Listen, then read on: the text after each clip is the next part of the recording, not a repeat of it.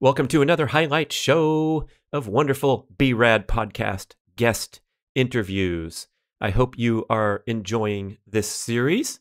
Please send us some feedback, podcast@bradventures.com. It's nice to reminisce and reflect on all the many great published shows, and hopefully these highlight shows will stand alone with great chosen excerpts, but also inspire you to go back and listen to the complete interview as I tee up these brief clips from various guests. And we start with my man, Brock Armstrong. I've known him for a long time, the Get Fit guy up in the Vancouver, British Columbia, Canada area. He's been deeply immersed in the ancestral health scene for a long time and has great audio and video expertise. So he's been the engineer behind many of the popular podcasts. So he has lived and breathed so much content, and it's really great to see him bust out on his own as the host of the Second Wind Fitness podcast. So I hope you can go and give his show a listen. He does some nice short format, practical tips for living healthy, active, energetic life. Same with his content on YouTube. And this is a little discussion about a new wrinkle that he's brought into his coaching offering. Of course, an expert on diet, nutrition, exercise, working out, but he also recently has been certified in cognitive behavior therapy. And with his Way Less program, Way Less, get it? He has a year-long weight loss program that you join up, you get support, all the resources. It's a really great thing. You can learn more about it on his website. But he's talking about how our mindset, our behavior patterns, and the use of cognitive behavior therapy to get to the bottom of things, and then help you apply that to your pursuit of practical goals and strategies for health and fitness. Brock Armstrong. Well, and also a lot of this comes down to curiosity and being willing to experiment on yourself. So if you can maintain a level of curiosity, not only can you look at your own beliefs and question them and find some clarity with that, but being willing to try something and fail, try something and be like, okay, well, no, I didn't really like that. Let's try something else. We tend to be, and this is part of that all or nothing thinking, I think, is we're afraid to do things wrong to the point where we don't do anything. And being able to actually accept the fact that, well, you know what, I'm gonna try Zumba. Let's see. Like, maybe I'll love it, maybe I'll hate it, but I'm gonna give it a try. Or I'm gonna try training for a triathlon, or I'm gonna try gardening for the first time. There's the sense of curiosity and the playfulness that can come from that can be so much more fulfilling. We can find the things that actually align with our greater goals and with our greater vision of ourselves if we're just willing to give things a try, instead of being like, okay, I need to get fit, so I got a gym membership. Like, there's a lot of societal prescriptions that hardly fit anybody. It's not only that they don't fit like these people that I'm coaching, it doesn't really fit anybody. There's a certain amount of the population that can force themselves into that mold and eventually find some pleasure from it. But and our mutual friend Daryl Edwards, the fitness explorer, he always says, like, people weren't meant to exercise. Like, there's nothing about us that like, exercising is a very, very modern construct.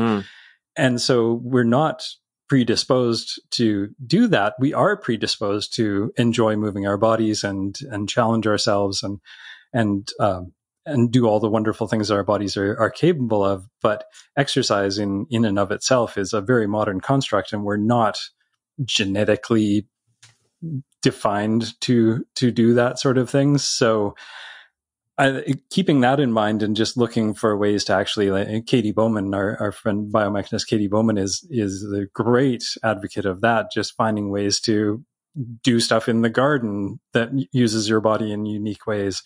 She just released a video about walking downhill and how to walk downhill, and it blew my mind. Like, I haven't been using my hips walking downhill. What the heck? That's amazing. And we can find much more pleasure if we have that curiosity and lose the fear of failure. Well, sure, but in that particular situation, I don't know if this is hypothetical situation or not for Brad getting Oh, the high distracted by jump video watching guy? It's, high jump yeah, videos. completely hypothetical. Yeah.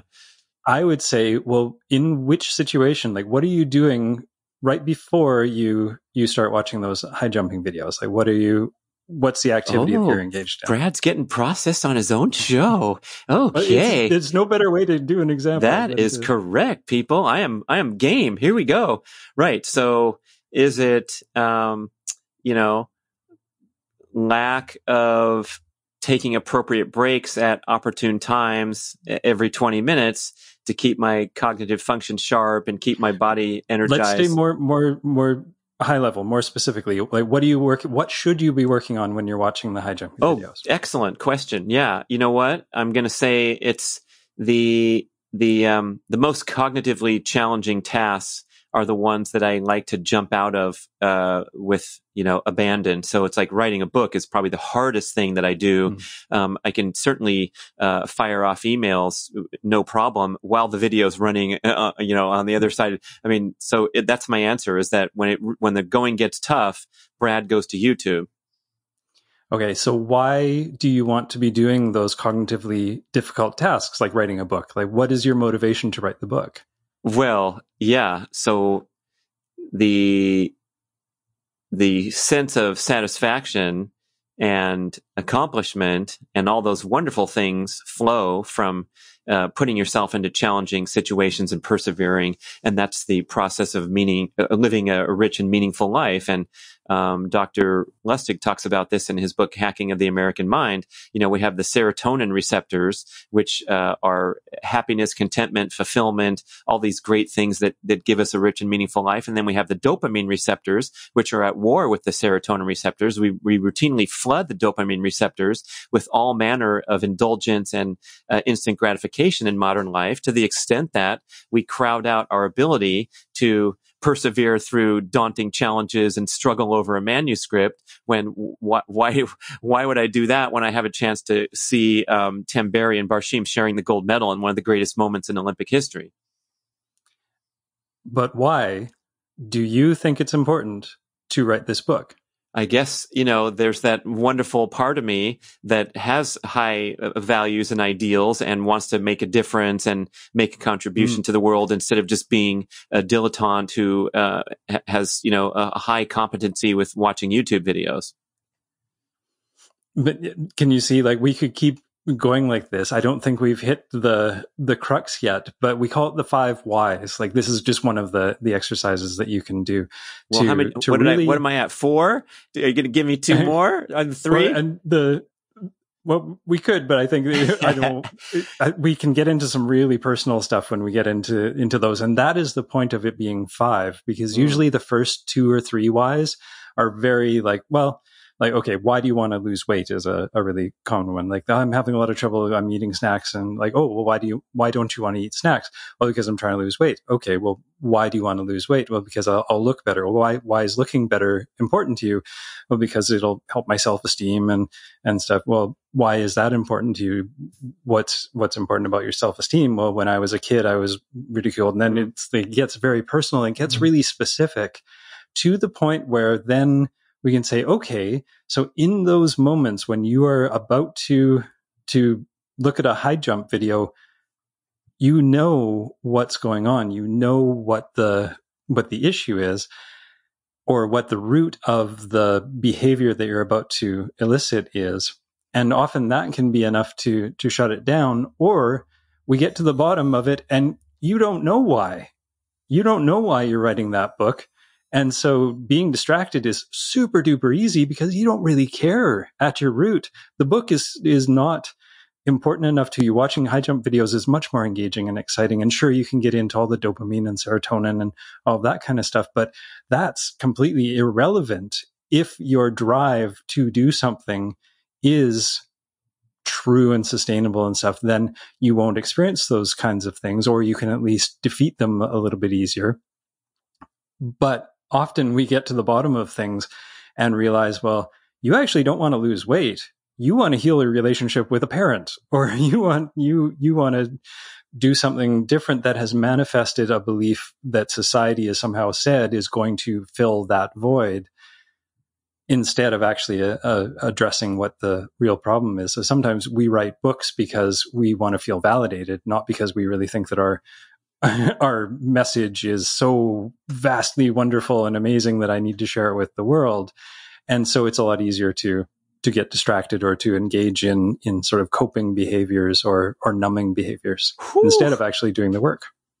Dr. Phil Maffetone, the godfather of endurance training and the MAF heart rate training, which has now been widely integrated into the mainstream endurance scene. But I met Maffetone midway through my triathlon career when I was struggling from the tremendous training load and trying to adapt, but getting tired and burnt out. And his work was really transformational, not only for me, but several of the leading athletes in the sport kind of turned the corner. And we all started to realize the stress impact of training and how important it is to balance stress and rest, and also to appreciate the distinction between health and fitness. And when you're pursuing these extreme fitness goals at the elite level of competition and trying to shave off 30 seconds or 1 minute from your time in a 2-hour race, you oftentimes have to sacrifice or inevitably sacrifice your health in the process.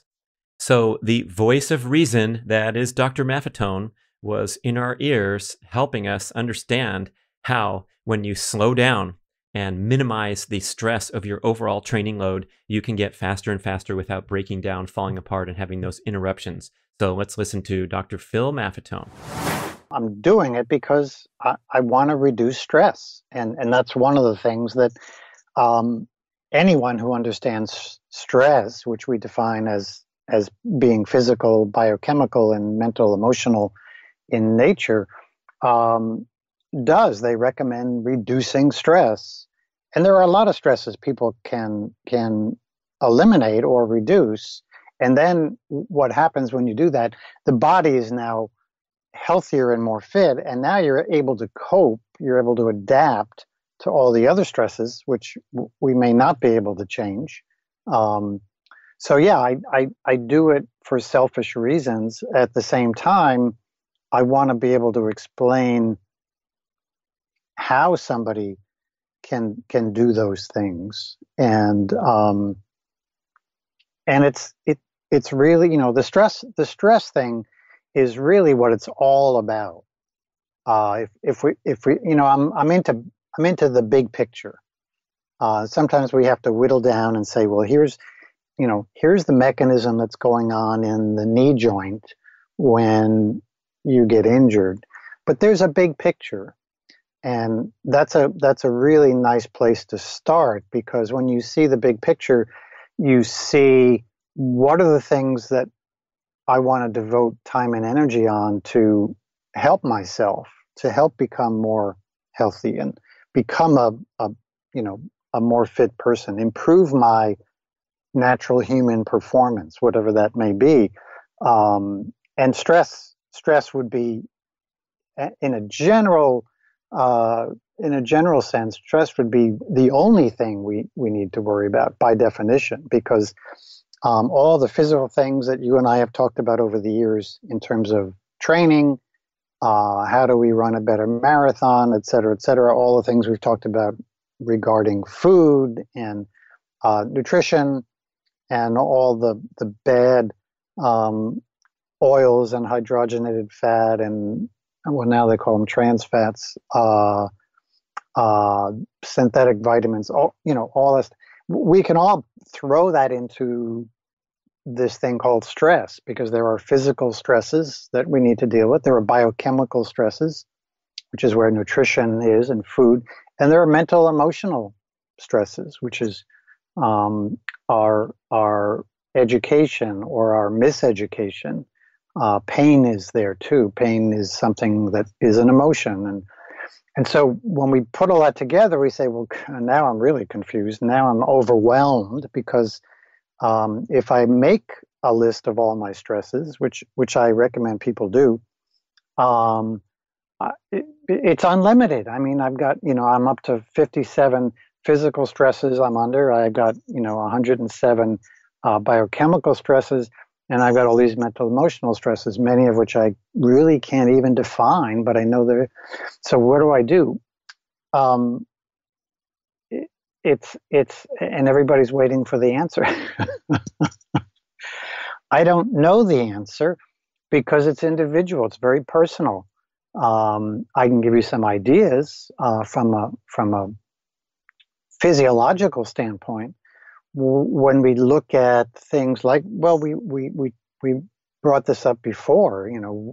What are the causes of chronic illness? We're no longer dying of infectious diseases.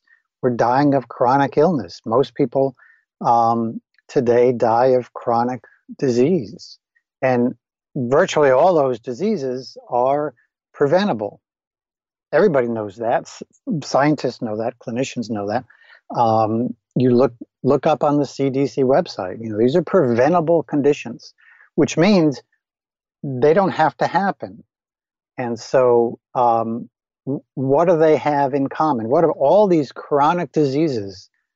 Cancer, all the cardiovascular diseases, heart attack, stroke, etc. Diabetes, Alzheimer's, those are the top causes of death in the Western world. Is there some common denominator there? Everyone makes it seem like, well, you got cardiovascular disease here, and then you got cancer over there. And so if you have both of these, you go to one doctor for one and the other doctor for another.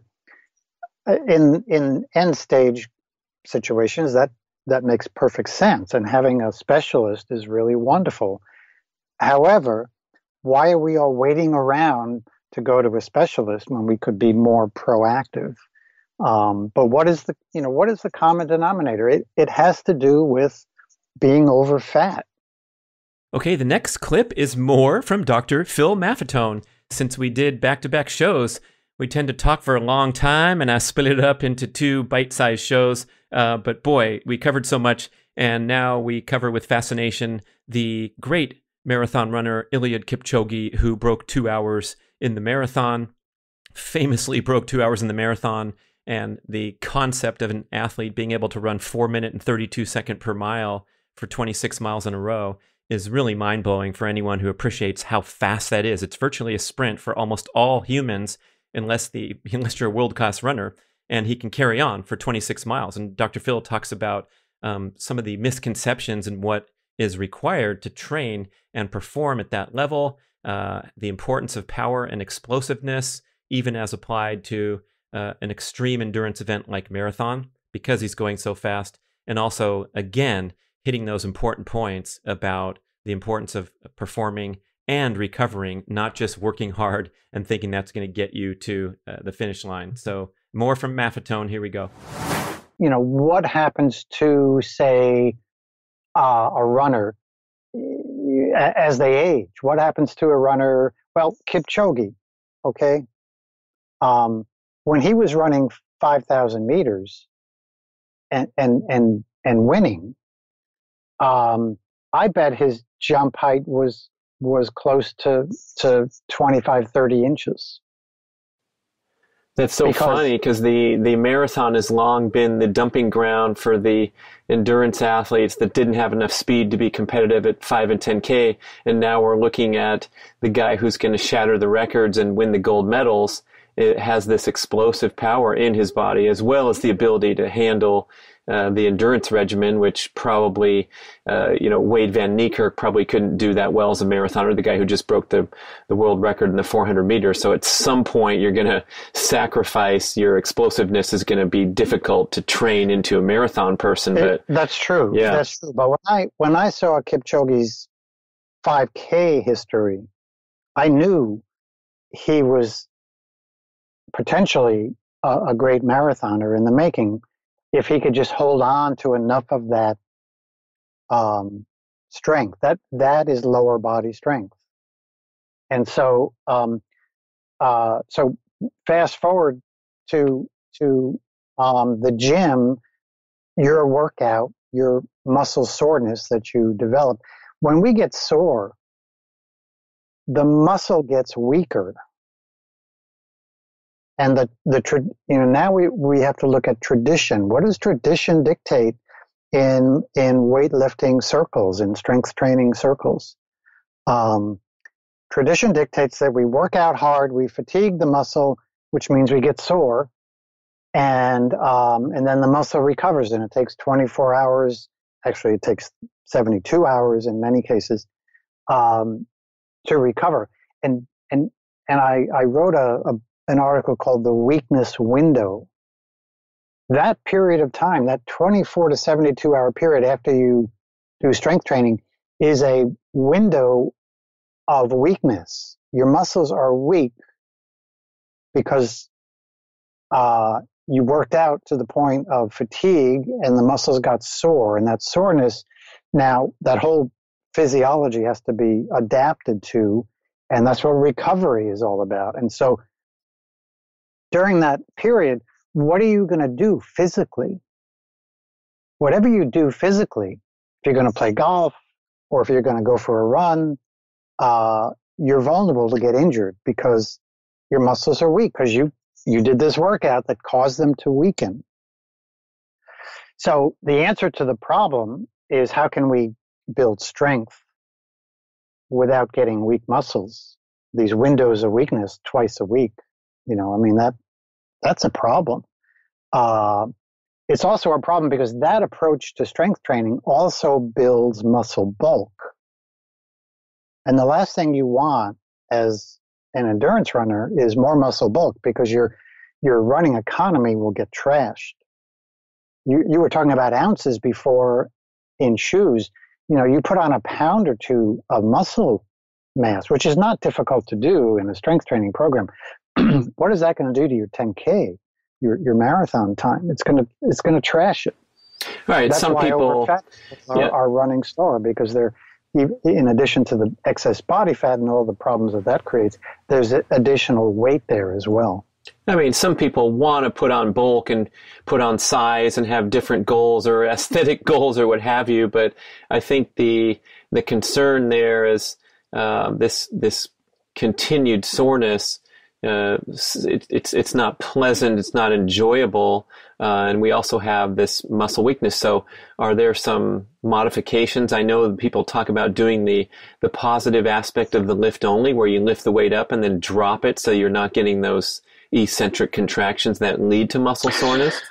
No, I think first you have to have some clear goals. What do you want to do?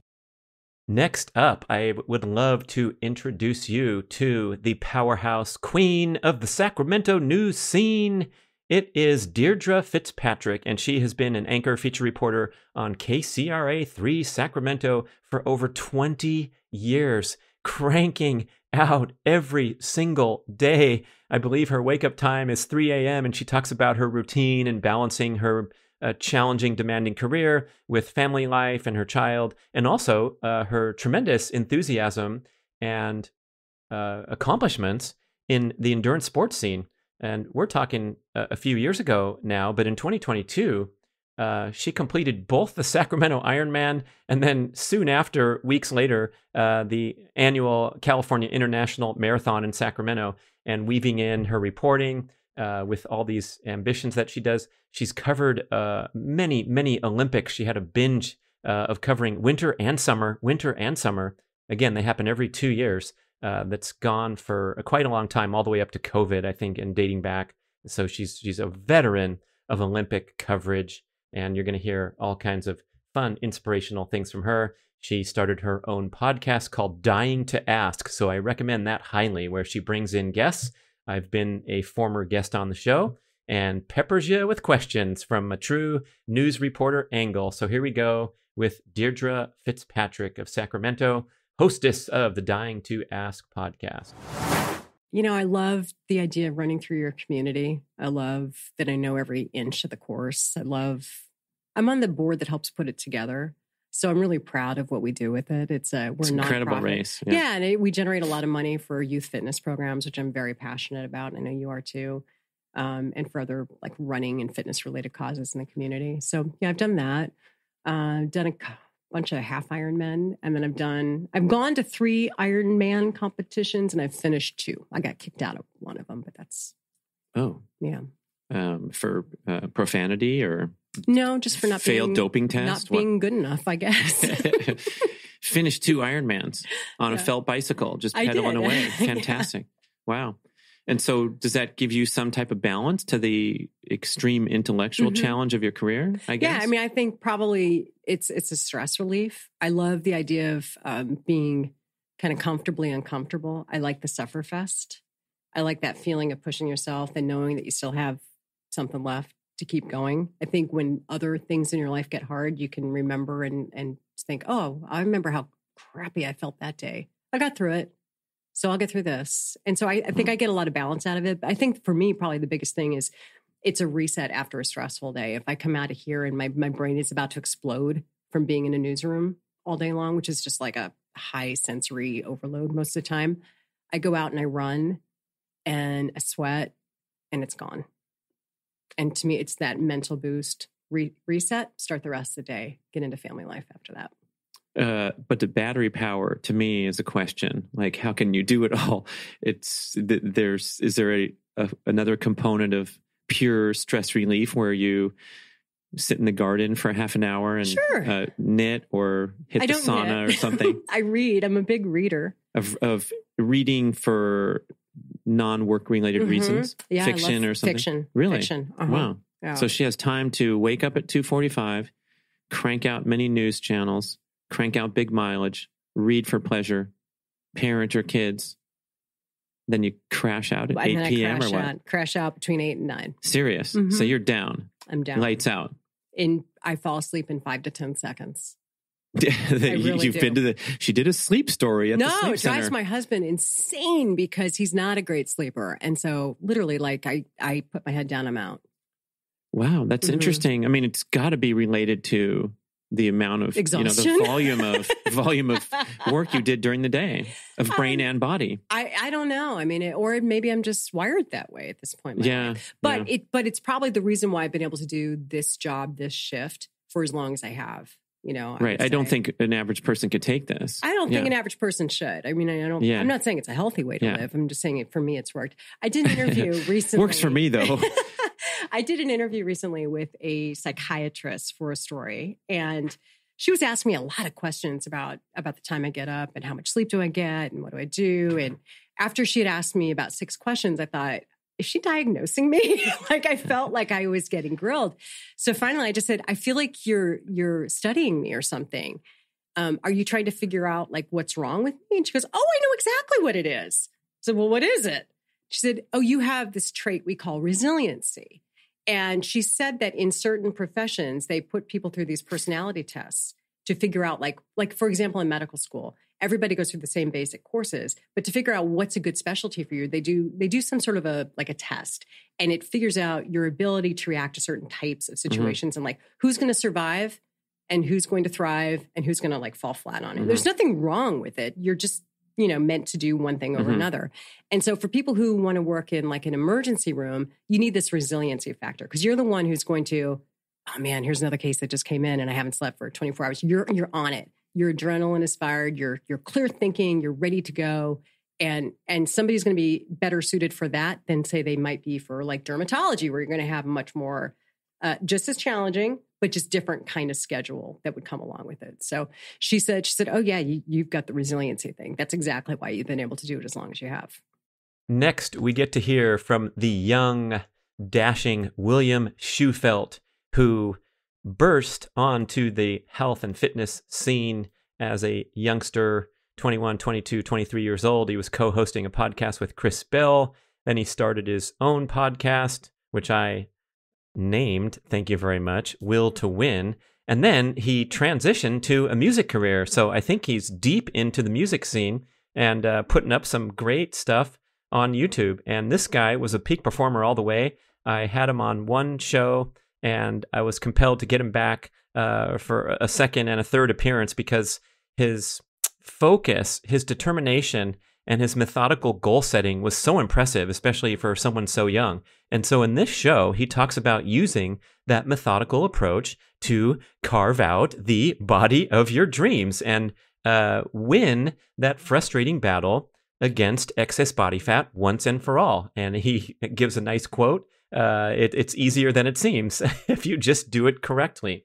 So sometimes we recoil when we get into this subject, and we want to appreciate and respect ourselves no matter what. But I think it's important to take a look at this challenge and how to do it right.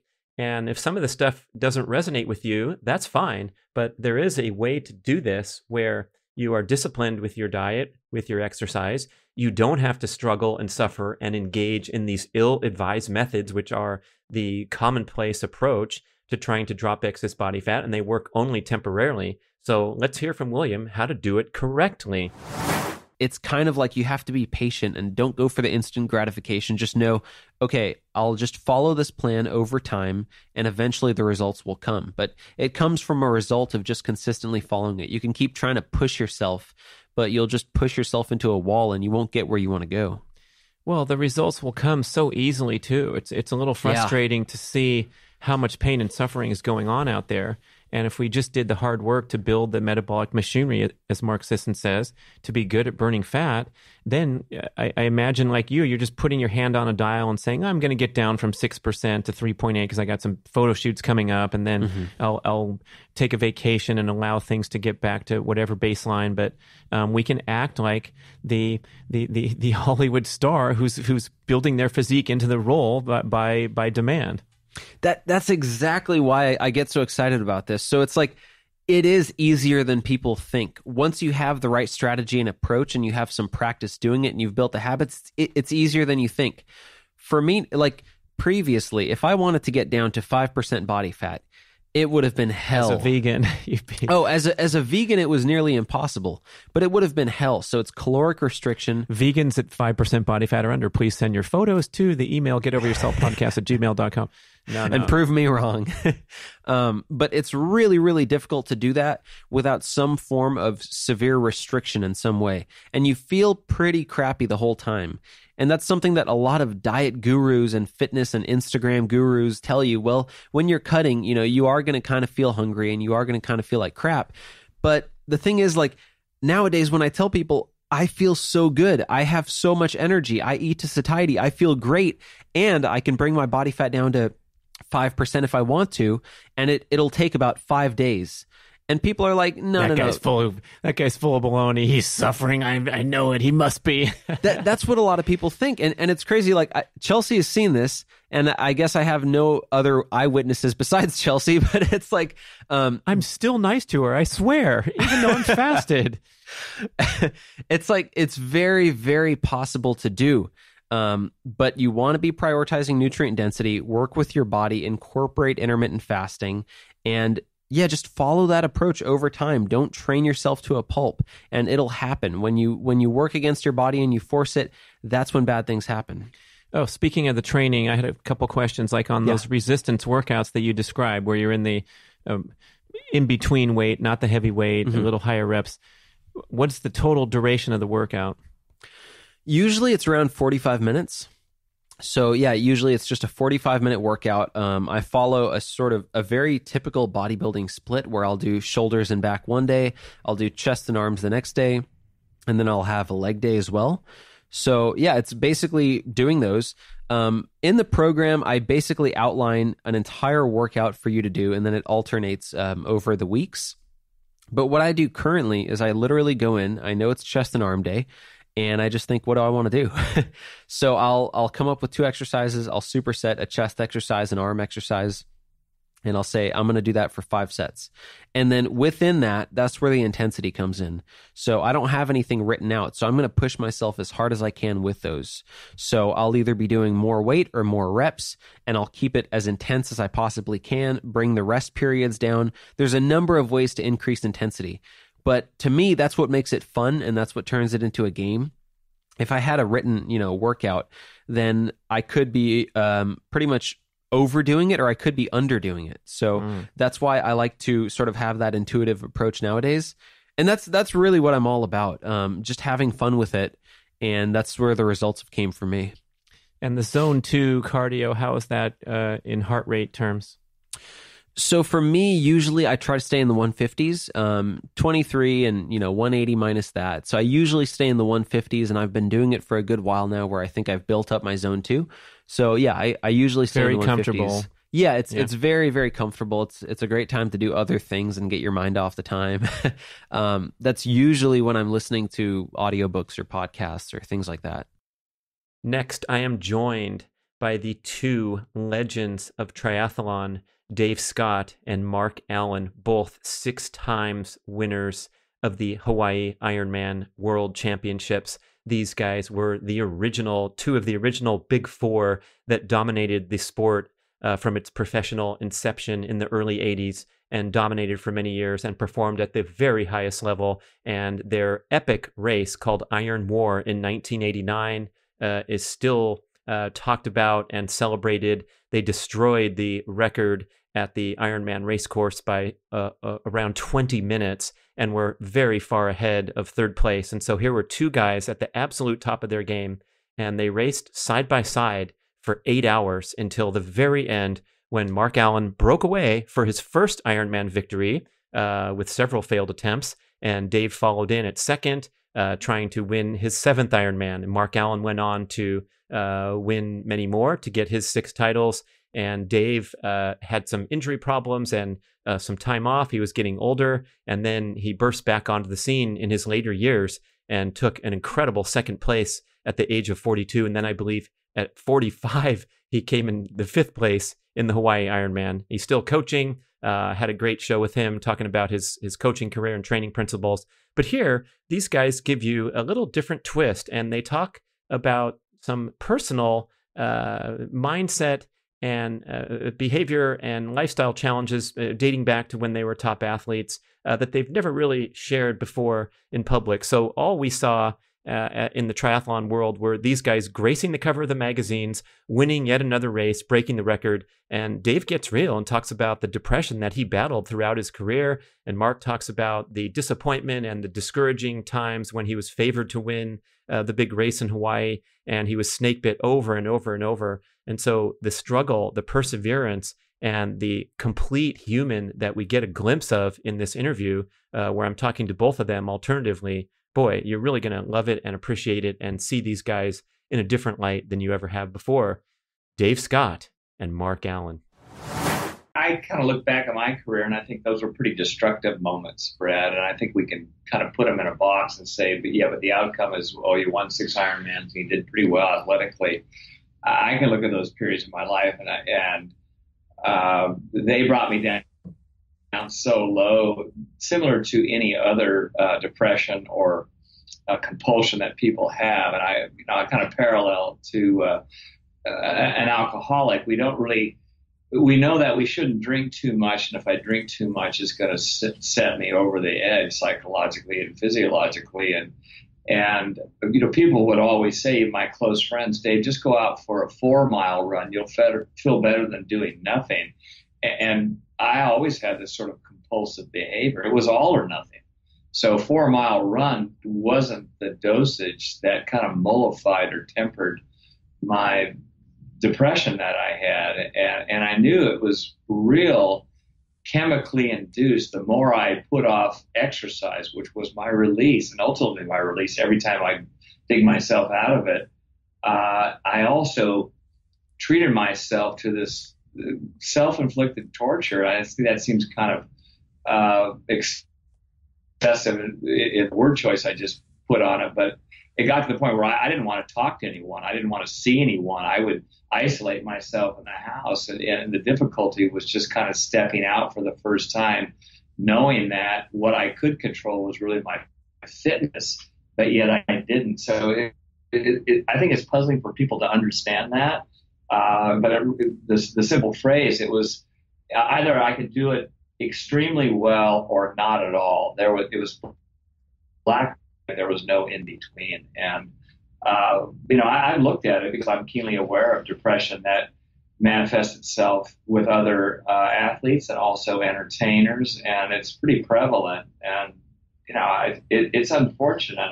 Maybe the gold bar, the standard is too high, but it did bother me for a long time. And I have a simple rule I followed for 20 odd years: just do a little bit of exercise. And if I get out and breathe the air and just start moving, I get that morphine-like kick. Those endorphins go up, and I feel like, now I can manage the day. And I didn't do that back when I was competitive. I would say I had a lot of really tough moments as far as results that were very difficult to swallow and to accept. And, in the short run after 1989, I thought, why did I have to go through all that tough stuff? I was a little cynical in a sense. And then I realized that it was those really, really difficult races that I had where I had to pick up the pieces. It was the really difficult races where even in the middle of it, I had the choice. Okay, I'm walking. Dave just passed me. Is this day a waste? And if it's not a waste, how can I make it worth keeping going? And the things I learned through those really, really tough moments where I could have just given up and said, forget it, I'm going to take it easy or whatever. I learned how to regroup and how to just sort of surrender and say, okay, this is where it's at right now. This is not my best race, but somehow let me get something out of it. Let me give an effort to it. That, when I can get across that finish line, at least I'll be able to hold my head high, knowing that, I stuck with it and I stayed with it. And all of those lessons were absolutely essential to have stored away in my DNA, so that when the good days came around, I was able to put out the races that I had on those just as well. And so, you asked, does great athletic endurance performance require you to have these sort of extreme, maybe down periods? And I don't know if it's necessary that you have them, but if you have them and you learn something from them, then you will definitely be able to be a better person, a more effective person. You'll be able to bring more of just the better parts of yourself into any endeavor, whether it's sports or life. Let me introduce Molly Downey, registered dietitian and lead nutrition manager at NutriSense, my wonderful partners delivering the finest in continuous glucose monitor technology and one-on-one personalized support. So you've probably heard of CGMs or seen people wearing the patch on their arm that gives them a basically 24/7 readout graph of your blood glucose levels throughout the day and when you sleep. And it provides so much interesting and helpful information as to how your lifestyle behaviors affect your blood glucose, which is a great leading indicator of your overall health status, especially the very prominent concern for many citizens these days of heading in the disastrous direction of type 2 diabetes. And the rates are skyrocketing. It's driven by a whole bunch of adverse lifestyle factors, but most particularly a processed foods diet. But interestingly, and I think in this clip, Molly's going to get into some of the other ways that we can mismanage our blood glucose levels and increase our disease risk factors, especially when we compromise adequate sleep. And I have seen that on my own CGM reports, as well as my wife Mia Moore's. When we are staying up beyond expected or typical bedtime, you generally experiencing skyrocketing blood glucose levels. And that's pretty much the fight or flight response, where you're suppressing melatonin thanks to the bright lights or the screen or the active excitement that's going on when you should be going to bed. And so you're going into this fight or flight mode where you have elevated cortisol levels, elevated blood glucose levels. So let's hear more from Molly and get you inspired to try a NutriSense journey yourself. So please go to NutriSense, NutriSense.io/B.rad. You can see that you get $30 off your support package. So what you're ordering up is the technology, right? The continuous glucose monitor that you apply to your arm and leave there for 2 weeks.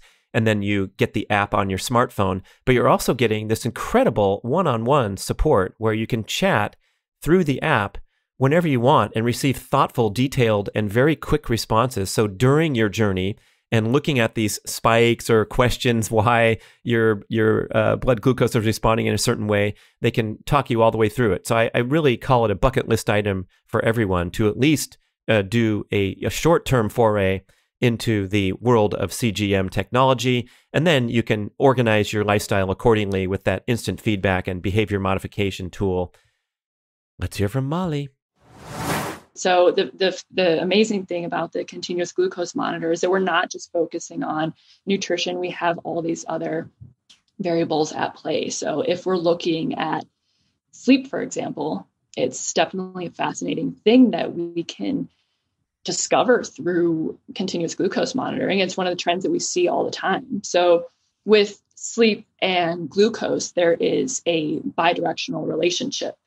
And what I mean by this is, say that you have a poor sleep, it's very common to see elevated glucose levels overnight. So what happens is our body is recognizing this poor sleep as a stressor on the body. And what happens when the body is stressed out is there is this endogenous production of glucose. So we see that blood sugar increase, and there's also a decrease in insulin sensitivity. So if someone, say I'm working with one of our members and they, most of the time their glucose levels overnight are somewhere in, the 90s range. And then I check their data, one morning and their levels are more so, say it hit like 110, but there's no other variables. If we take out the confounding factors of, was there a meal the night before? Or are you stressed? If we can zero it in on, sleep, your glucose levels can increase significantly because of that. And it's not only the overnight values that are impacted. So as we go into the next day, right, that stress is still going on and our bodies are fatigued. And we'll see that, blood sugar regulation is not controlled as well. So maybe you had a banana one day and, in the morning after having a fantastic night's sleep and you had a great response to it, like you were able to tolerate it. But, after that poor night's sleep, you might have that same exact banana at the same time and you might have a poor response to it. So we see this trend all the time that foods that are otherwise tolerated well, if you consume them after a poor night's sleep, it drags on to the next day. So it's not just affecting that, in that period of time, it's taking you into your next day as well. And of course, like there's other variables like mood and appetite, right? So with poor sleep, you can have, an increase in, hunger hormones or ghrelin and, a decreased satiety hormones. So this can make it so you start eating even more. So sleep is not something that, should be undermined, and always, I always pay attention to it because there are so many implications that come along with it. And then, as I was saying, sleep and glucose is bidirectional, right? So what I just explained, if you have poor sleep, you can have that increase in glucose. But also say that you have high glucose levels from a different variable. So what if you eat something later on in the evening? So say you eat like a cheeseburger and fries, and then you go to sleep 20 minutes later, and your glucose is roller coastering all night in, high levels, then, I'll usually ask someone too, it's like, how was your sleep that night? And most of the time it's like, yeah, I was tossing and turning all night. I, had crappy sleep. I didn't feel well. So in that aspect, the high glucose from a different variable such as food can impact your sleep as well. So that food's acting as kind of like a stimulant to the nervous system. So it can, make you more alert. So it can make it so it's more difficult to actually fall asleep and then stay asleep as well. So those are, that's that bidirectional focus that we're looking at with the glucose data with sleep, but it's definitely fascinating to see. Okay, let's listen to Sarah Banta as she talks through her health journey that involves some real crises with her child and herself, and she had to go into deep exploration mode that has led to her career today at Accelerated Health Products. And in this clip, she's talking about discovering the seemingly healthy foods that her kid was reacting to. And you've probably become familiar with the carnivore, the animal-based diet movement through the content on my show and many others. And she's talking about the oxalates and things that are in seemingly healthy foods like almonds, raw spinach. And boy, if you start to become compromised, especially with leaky gut symptoms, a lot of things can cause trouble. And when you heal, you can tolerate a more varied diet. But I really do believe that the message to emphasize the most nutrient-dense foods on Earth, which are by and large from the animal kingdom, and then choose carefully when it comes to plant foods to minimize your exposure to the natural toxins that cause all manner of digestive, autoimmune, and inflammatory conditions when you're sensitive. Sarah's story is pretty extreme, but it's worth reflecting upon how things can really go south, and the journey out can be very arduous, especially if you're following the mainstream medical advice where you're taking prescriptions due to your, digestive gas, bloating, elimination irregularities, things that we typically treat with medication rather than investigate carefully in the diet and look really deeply, especially into the emerging science that's driving the animal-based movement, where your kale smoothies and your salads and these wonderful raw foods that are highly touted for their nutritional properties also have some sincere concerns when it comes to the natural toxins contained in them, the way your body reacts. Sarah Banta, here we go.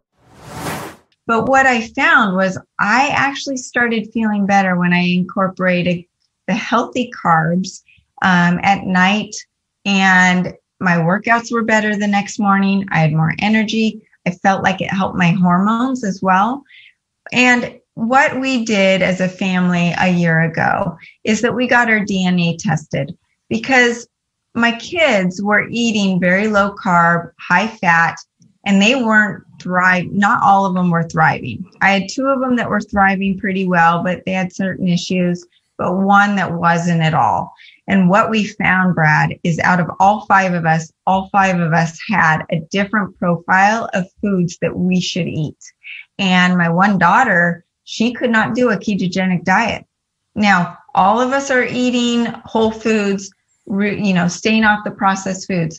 There were certain vegetables that each one of us couldn't eat. The oxalates, for instance, you've got your spinach and your almonds, your beans, your nuts. Oh my gosh, do you know how many almonds that we would used to go through? I've got an 18-year-old boy that needs to pack on the calories, and nuts are a great thing for someone like that. And when he was told he can't have any almonds because of the oxalates, it was like, okay, now what? So, and then I've got me and my other daughter who had an issue with fat absorption. So here I am doing a ketogenic diet, but I have a hard time digesting fat. What am I to do? I stick to a high protein diet. I do my accelerated keto pills to help me with energy and fasting. And I'll either go 1 meal a day or I'll do the 2 meals a day. I go back and forth. I really listen to my body, whereas before I would just do it the way I was supposed to do it. But now I'm really listening to my body. I eat a high animal protein diet based on wild meat like bison, lamb, elk, deer, wild fish.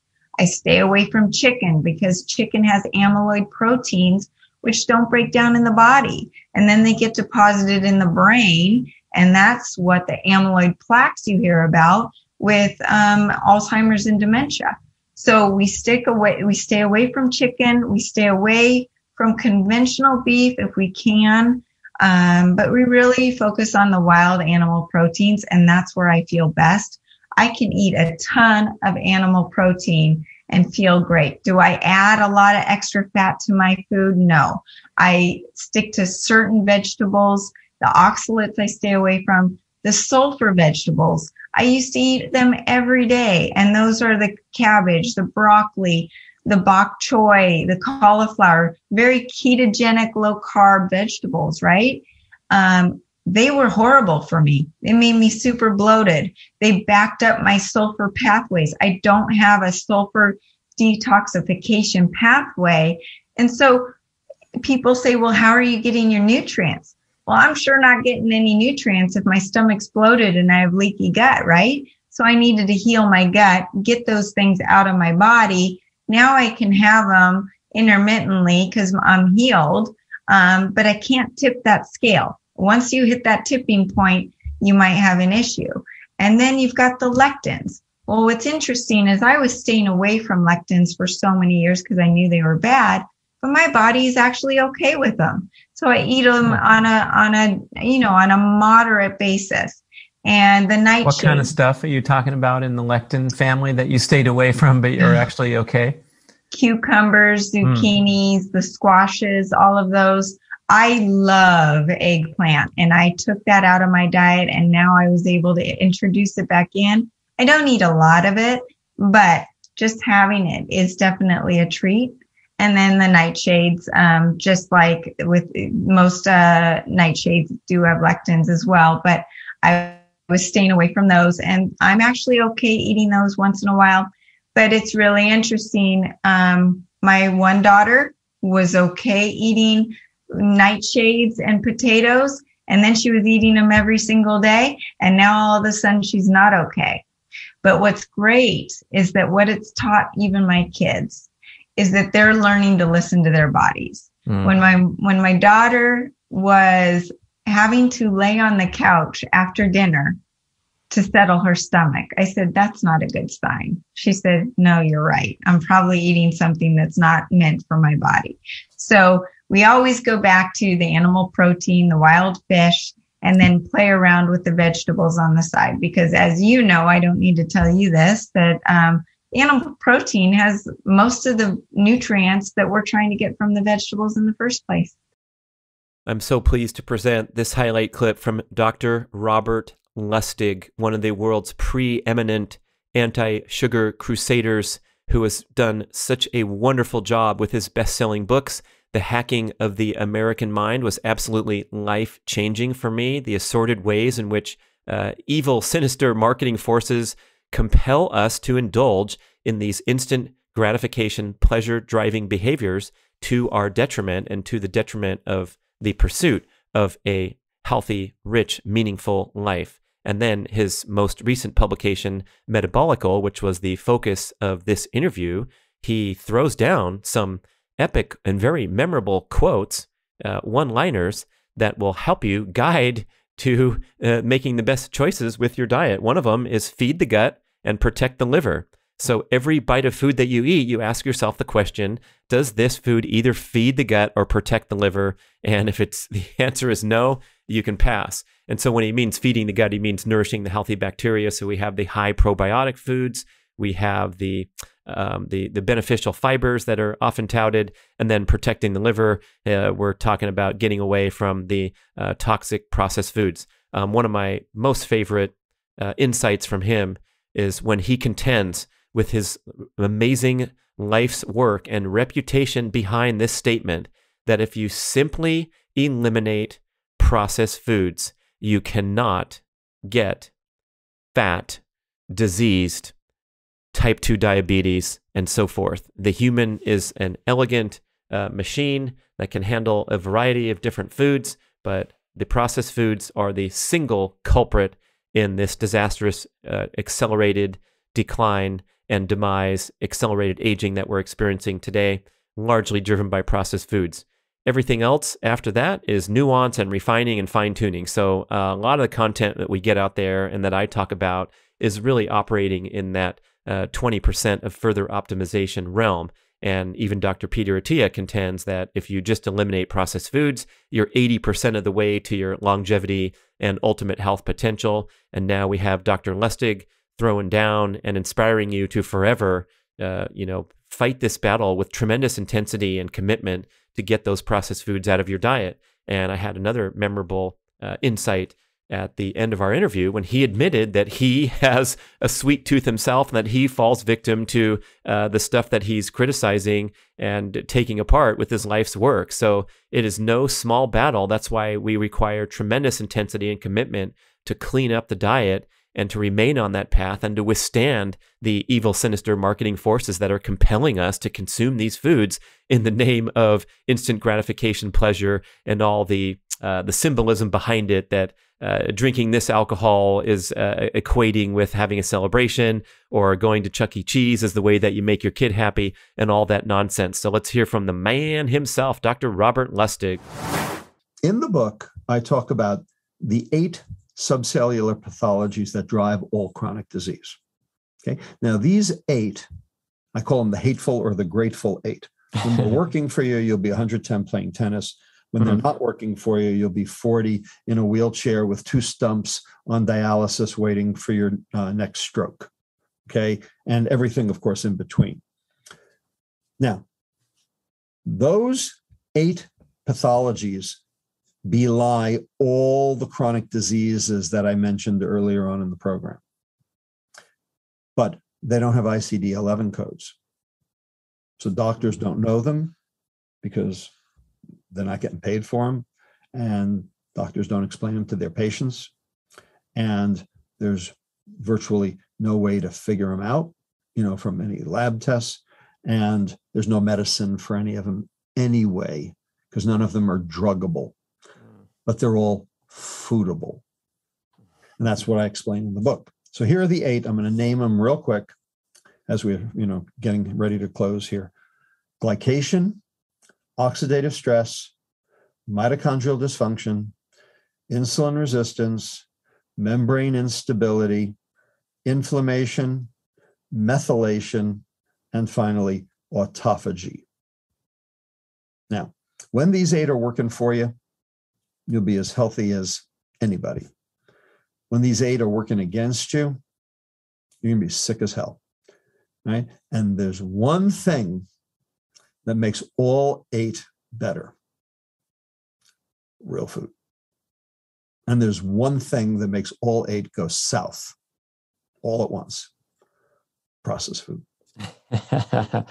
I like how you say that all this fascination with fasting and kickstarting autophagy is wonderful. But if you have a baseline diet of real food, you don't even need to fast to enjoy the benefits. And that kind of makes sense from an ancestral perspective too, where we're bragging about our ancestors going all winter with no food. But the ones by the ocean that figured out how to make a fish net, they were probably eating as much as they wanted all day long for years and centuries. Right. So it's a nice, big picture look at everything instead of getting fixated with the details of how long your fasting period is today versus tomorrow and all that. Exactly right. Bottom line, why does intermittent fasting work? Well, it probably works for 2 reasons. One, it gives your liver a chance to burn off the fat that accumulated from the hours before, thereby keeping your liver insulin sensitive, i.e. protecting your liver. And also because it promotes this phenomenon called autophagy, which is basically garbage night for the cell. It clears out all the dead wood, all the debris that's built up from the cell doing its job over the course of the last 24 hours. This is why we sleep, by the way. That's garbage night for the brain. It's the time when the brain can get rid of junk that's accumulated: protein aggregates, lipid peroxidation products, defective mitochondria, et cetera. It happens while you're sleeping.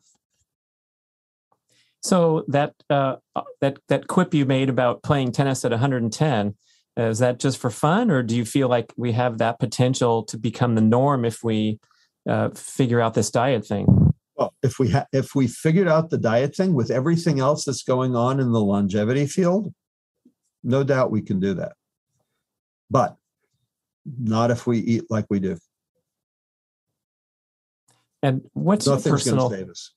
Yeah, right. And boy, there seems to be a lot of hope. You mentioned the timeline of the last 7 or 8 years where the message is really getting out, but we're also worse than ever in a lot of those stats that you cite in the book. We just had the medal count on the Olympics, and the USA's here and there, and then we're 37th in a really important category in the OECD. So we gotta sober up a little bit here, huh? Right, exactly right. Olympians, I love them. They're terrific. Okay, we should all be Olympians, but we're not. And it's not because we don't have just God-given talent. It's because we eat crap. Now, to extricate from this trap by a really well-meaning person who's writing the goals on the whiteboard and hoping they can pass by that Starbucks. But in your other book, The Hacking the American Mind, you talked about the addictive properties and the addictive nature of all this stuff. Right. What do you recommend as some baby steps here to escape the clutches? Right. This is the cognitive dissonance. And the food industry uses it like crazy. I mean, sugar's their hook. They put cocaine in the food if they could, but they can't. So they put sugar in, and also caffeine. Because that's what's legal. So what do you do? Well, the first thing you need to know is that 62% of the sugar in your diet is in the ultra-processed food category, and 67% of kids' diets. That's where the sugar is, 67%. So, that's the category we have to deal with. Here we go with Dr. Mark Cucuzzella. Oh my gosh. Few people are walking their talk at the level of this man. So he's a physician fighting the battle on the front lines, trying to get processed food out of his very own hospital and taking care of people, and at the same time convincing them, inspiring them to go on a healthy path so they don't have to come back into the medical system and receive the highly trained care that he dispenses. He's a supreme athlete in his own right, a long time elite level marathon runner, and his broken 3 hours at the Boston Marathon for some streak of years, absolutely stunning. And he's also a huge advocate for the barefoot lifestyle movement. He has a store in his home area of West Virginia dedicated to minimalist footwear and trying to help people integrate in a healthy manner over to a less constrictive, less padded shoe so that the foot may become strengthened and function in the proper manner. So there's all kinds of interesting aspects to him, and we're going to hear a little clip about some of his athletic endeavors that I think are really going to inspire you, and hopefully go back and listen to the entire interview. Mark Cucuzzella. Yeah, I've run half marathons barefoot. I've run ultras in sandals. I ran the Boston Marathon a couple of times in 5 fingers, and then one time those Ferracci sandals. And I love them, but I squeezed my feet into track spikes for years and ended up with that hallux valgus deformity. And what that is your foot looks like a shoe for those listening, right? You're it's like a pointy toe shoe. Your big toe is smashed in, is a bunion type of thing. But that comes from the footwear. So had some surgery done in the year 2000 for that, cleaned up some bone there. They straightened the toe out a little bit. And I realized, just like nutrition, I realized that no one had ever taught me anything about like the foot or running injury. So I kind of dug into the dark space on footwear and the foot. And, this was before Born to Run came out, McDougall's book, and before Lieberman's paper. So I had a shoe sponsorship with Brooks at the time, and they saw I was into this stuff, and they were sending me some hacked off running shoes. They had a guy there, one of their designers was like from the old school, and he knew that like the way the toe box was and flat shoes like was biomechanically, the engineers are the smart people in the room, not the marketers, so no offense to the marketers, but I mean, from the scientific, it's the nerds rule the world. And I was like, oh my God, this works, right? And and then everything exploded, when Chris McDougall wrote his book and Dan Lieberman's papers, the science started to come out. And we opened up a shoe store here, Brad, about 12 years ago, promoting natural footwear. Not everyone needs to be minimal, but wide toe box, light, no heel elevation, teach them how to strengthen their feet. It's kind of like the food movement, like eat real food, put your feet in real shoes, something that complements normal anatomy, and retrain the foot. So if you have a foot injury, don't just brace it. Let's try to, what other extremity in our body, if it were hurt, will we just brace it for the rest of our lives? Well, our eyes, we put glasses on instead of work those muscles. I had Jake Steiner on my podcast talking about how you can, correct myopia with just more physical exercise for the eyes and challenge. So we have the feet and the eyes that we disgrace with, the cast of the cushiony shoe. Yeah. There's a whole subculture in the military about eye training because they have to pass their eye test. Oh, wow. Yeah, so there's probably Reddit threads. Yeah.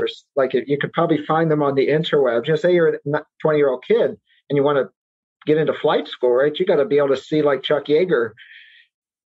What if you can't? Every minute of your life to that point in time has been like, you want to be Chuck Yeager, the greatest West Virginian, by the way. Chuck, he just passed away. Another plug for West Virginia. Wow. Big plug. First man to break the sound barrier. But yeah, there's some things you can do, to train that focus in the lens and the muscles of the lens. So with the feet, we're talking about trying to spend more time, especially around the house and safe environment. With that barefoot coming back into the picture right now, right? Standing oh my gosh! In the hospital setting, they let this guy walk around barefoot. Office, but here's my shoe. This is my hospital shoe. It's black. So he's showing a shoe, people, that he can make, and I can roll up wad into the size of a lacrosse ball. The most minimal lack of support. Walk around shoe, wonderful. Smaller than a coffee cup, when you roll. Can you put your shoe into a ball? That's the test if you're a real minimal guy. But your feet feel great at the end of the day when you are using them. That's how keeps them springy. Yeah, it's amazing. When you get accustomed, and we want to talk about that gradual and gentle integration. But once you get accustomed to it, the most comfortable shoe imaginable is the minimal one. And it's just because that's how the foot's designed to stand and support your body weight. And you get that sensory feedback from the ground. Thank you for listening to the show. I love sharing the experience with you and greatly appreciate your support.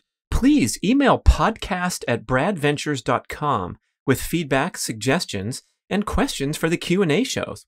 Subscribe to our email list at bradkearns.com for a weekly blast about the published episodes and a wonderful bi-monthly newsletter edition with informative articles and practical tips for all aspects of healthy living. You can also download several awesome free ebooks when you subscribe to the email list.